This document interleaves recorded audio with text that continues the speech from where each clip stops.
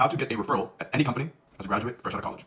Number one, all you gotta do is go to LinkedIn, right? You find your company, you get to your LinkedIn, you look for 3 people. You look for a recruiter, a senior recruiter, a head of recruiting, whatever, a couple recruiting people.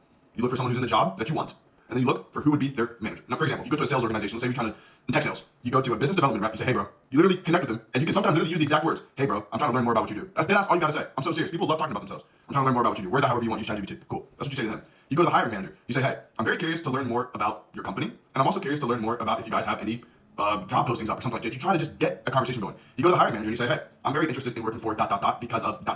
and I'm very curious to learn about how you got to where you are in your job. And if you can get people talking about themselves, talking about their story, they're gonna go home that night like, ooh, wait, I really like this person. Why? They're only gonna say they like you because you let them talk about themselves. Like if you go on a date with a shorty, if I go on a date with a girl, I'm only talking 20 to 30% of the time. I'm letting her do all the talking. Why? Because when she goes home, she's like, oh my god, he's so interesting. I'm gonna get to learn more about him. It's the same shit. It's literally just like dating. You just go, it's the same game.